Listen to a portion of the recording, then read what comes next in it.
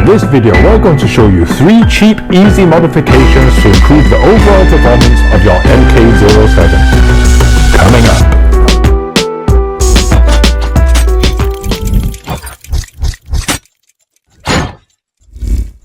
Okay guys, we're back with the MK07 back on the table. Now, please try to ignore the fact that I have a black eye and a large hematoma.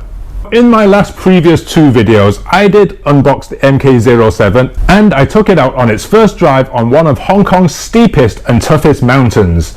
And it did okay, but there were a few little nagging things that I think could be better. So in this video, I'm going to show you what they are. Now, the first little mod is very simple. I did mention in the test vehicle that the MK07 speed leaves a little bit to be desired.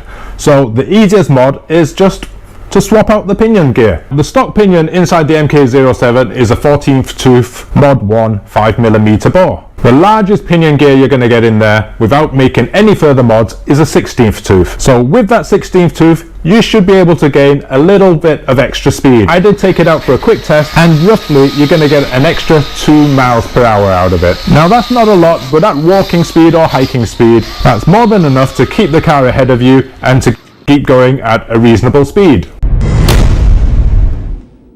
Now the second little mod I have for you is simple, the steering. I did mention in the test video that the steering is a little bit weak, and there is a reason for that. The MK07 does come with a stock 40 kilogram torque servo. It's not really enough. One mod you could do is simply to switch out the servo, but a cheaper mod you can do is right here. If you look here on the panhard bar, there is a damper. This damper does act as a servo saver, and with a servo saver it's actually dampening your the torque on the servo. So when you try to turn under pressure, it's going to have some give and therefore take away a little bit of torque from your steering.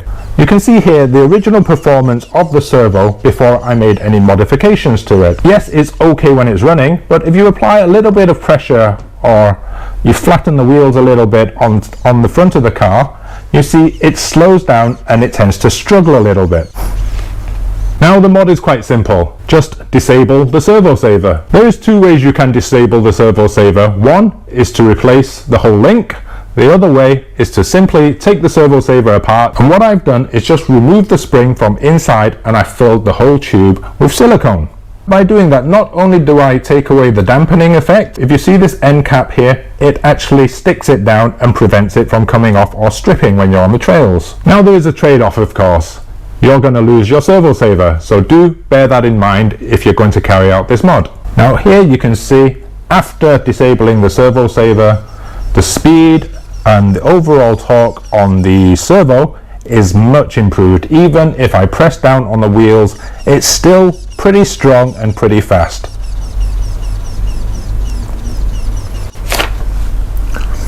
Yeah, that eye still looks pretty bad, but believe me, it's better than it was a couple of weeks ago.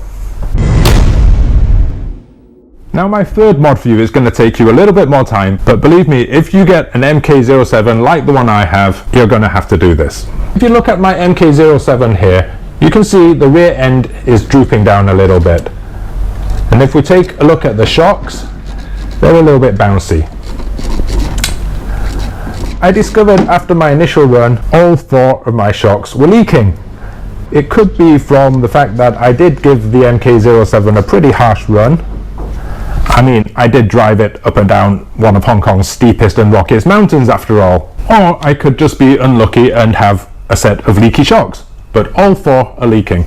Now, having taken the shocks apart, you can see all the pieces of the shocks here. You can see the end caps, the bottom of the shocks, the bottom caps, the O-ring here, there's a screw, and here is the piston ring inside. Obviously there's also a shock spring. What I was a bit surprised to find, mind you, if you see here, there is only one O-ring inside the shock. There is a plastic end cap here, and you can see this O-ring, although it's rubber, it's more of a square cut ring than the traditional tubular rings we should have. My advice for you on this third mod is simple. So what you want to do is get yourself a set of good quality P5 or 5mm O-rings, and this tubular type is the better ones, good quality rubber part, and you're going to need some O-ring grease. Now you want to be quite liberal with the O-ring grease, and you want to stuff it back inside to the shock towers, and then just refill your shocks and put it back together with whatever shock oil you prefer. And here you go. After that simple mod, you can see the MK07 shocks are no longer bouncy, but most importantly, they're no longer leaking. This mod might not apply to the MK07 that you receive, but after your first drive, I advise you to turn your MK07 upside down and check for leaks. All in all, the MK07 is still a very fine crawler. I mean, look at it, it's beautiful, and for the price, it's an absolute steal. If you bought this on the first pre-sale, you should be receiving your MK07 round about now. If you bought it during the second sale, then you're going to have to wait a little bit longer. If you didn't buy it in either of those sales, well, it's out of stock. So you're going to have to wait for the third batch or fourth batch or whenever. I do hope these little tips do help you. You know, maybe you will encounter some of these problems that I have encountered. If you do, now you know the fix. Now, if you found this video useful, please give it a like, please subscribe, please give me some sympathy for the eye, and I'll see you in the next video. In the meanwhile, feel free to watch one of these.